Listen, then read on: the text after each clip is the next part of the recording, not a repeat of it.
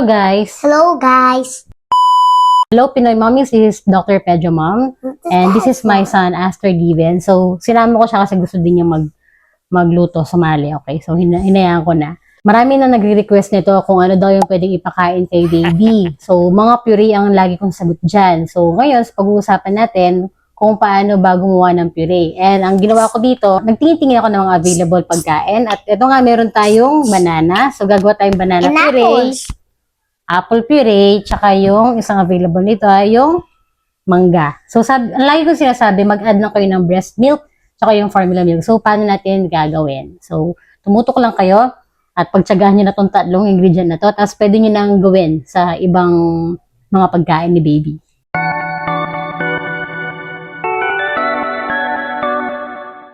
Magandang, saging, yung lakatan. Pwede naman yung latondan. Kaya lang, egg? No, hindi tayo mag-egg. Kaya lang yung latondan, guys. Tandaan lang nyo, latondan, tigas. So, baka tumigas yung pupo ni baby. Mag-worry kayo na constipated siya. So, lakatan ang maganda. Pero again, pwede naman ang latondan. Saging. Kasi hindi mo kailangan mag-steam, hindi mo kailangan hindi mo rin kailangan mag-shake. So, konti lang. Pag 6 months si baby, isang kutsara lang. So, kahit ito lang, So, kahit isa lang na ganito. And then, pakita ko sa inyo. Yan lang. Slice lang siyang ganyan. Give me fork. Give fork, please. So, yung consistency nito, pwede na mag-add tayo ng gatas. Pwede tayo maglagay ng formula milk plus konting distilled water. Tansya-tansya lang, mga mommies. Hindi ako masyadong Milk? Yes, milk. Your milk. No, not milk. Ang sinample kong formula milk yung sa kanya kasi mas mahal yung kay God na So, ito na lang. 1 scoop lang dahil 1 tablespoon lang naman yung 1 tablespoon lang naman yung nilagay natin na banana. So, 1 scoop lang din na formula milk. Tapos, add kayo ng konting distilled para maging soft yung consistency ng puree. Mekos-mekos. So, konti lang. Sobrang konti lang, guys. Tansyahin nyo lang talaga.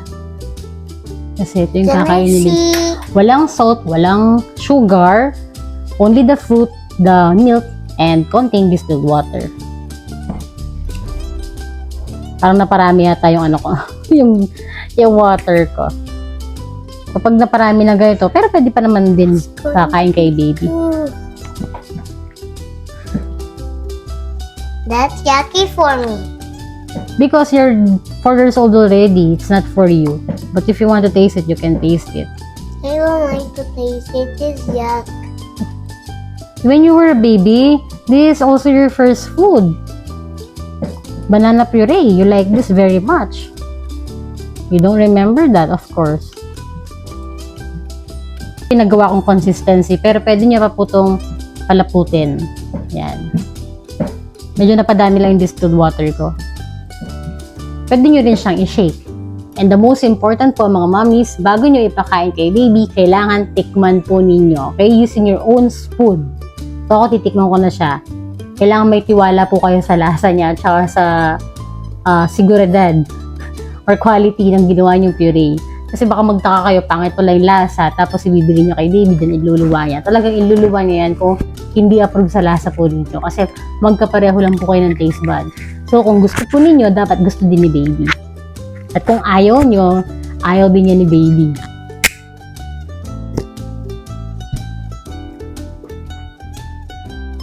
Lasang Cerelac na banana. Sarap! Nagtampo na. So, ang next natin gagawin ay yung mangga. Pwede naman kumain ng mangga si baby, pero kadalasan nag-allergy yung mga babies dito. Pero, syempre, dahil may trial feeding tayong ginagawa, yung trial feeding, di ba, kapag sinabi ko, pagdating ng 6 months, kailangan 3 araw nyo papakainin si baby. Sunod-sunod po yan, isang klase ng food, tapos check nyo lang kung may allergy. Ngayon, kung binigay nyo itong mangga at wala naman siyang allergy, then pwede kayo mag-proceed day 2 na mangga ulit. Pero kapag nagkaroon na siya ng allergy, then stop na muna.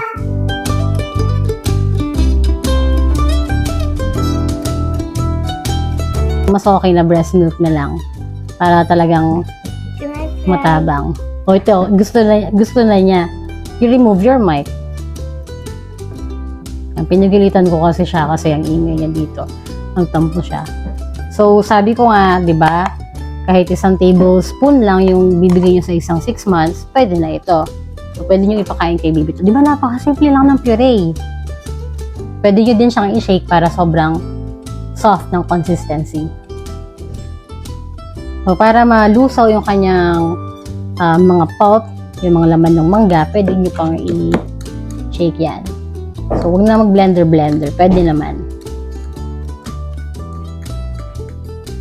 No need formula milk. Pero kung gusto nyo maglagay, breast milk. Mas maganda. Ito di nyo na kailangan tingnan. Pero tikman nyo kasi baka may maasin ng mangga. Ayaw na yun. Sige, bigay ko na lang kay Gid mamaya. Ang next natin gagawin, ito kailangan na talaga ng blender. Kasi hindi mo naman to mamamash using a spoon. So, hindi lang natin siya i-blend, i-steam pa natin siya. Kaya meron akong ganito. Guys, kung tinatanong nyo saan ko ito binili, sa TikTok shop lang or meron sa Shopee. Ang pangalan nito is Baby Cook. Yan lagay, Baby Cook. Okay, wala po akong link dito sa Red app, pero dun sa TikTok meron. Maganda kasi to, may pang steam na siya. Dito nyo i-steam yung kanyang gulay or yung prutas, tapos meron na siyang pang shake. Ganito lang po kadami yung ibibigay nyo sa isang 6 months old ha. Nung palang 6 months si Gib, or 7 months na yata, okay na siya sa puree. Ang next kong pinakain sa kanya, yung ganito lang. Minat lang niya. Pero syempre, may gabay ko pa din. So, ngayon, dahil 6 months pa lang si baby, pinapatikim natin siya ng iba't ibang uri ng pagkain. Kailangan, malambot talaga. So, dito lang natin para madali siyang ma-steam. Mabilis tayong ma-steam. Yan ako na. Ikaw pang pamboltan. Yan. Steam natin siya. Diba? Meron na siyang ganito. Ang galing nito. Ang mura lang nito. Mura ko lang nabili to. Pero nakalimutan ko na. Basta't mura siya. Kasi hindi pa ako mahilig bumili ng mga mahal na gamit. Sa mga pambata, hindi pa ako. Ako nga di ako mahilig bumili ng mga mahal na gamit sa pang sarili ko. Okay? So, hintayin natin. Siguro mga 15 minutes. Hintayin natin siyang mag-steam. So, papatayin na natin.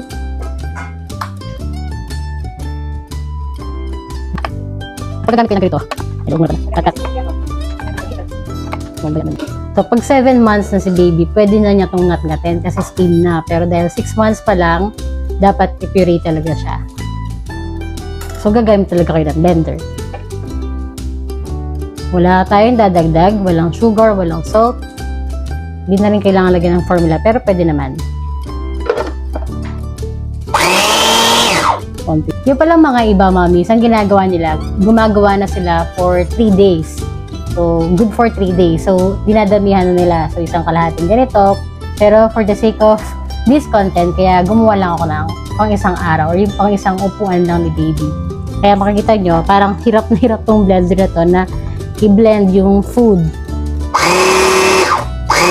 Mix pa natin siya para makuha natin yung gustong consistency. Para mabigyan ng konting lapot. Konting-konti lang, mga 10 ml lang. Okay? Making shake. Guys, palagi ko, hindi pwede yung isang slice lang. Kailangan isa pang slice.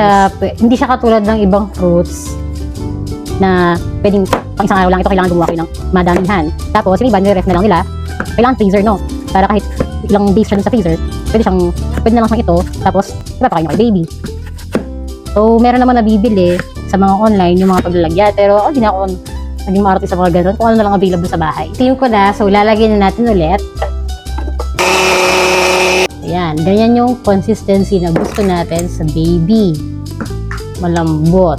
Alam nyo, wala namang libro dito. So, kung ano lang yung available sa inyo. Kung wala kayong blender, kung wala kayong kung anong steamer dyan, pwede kahit ano.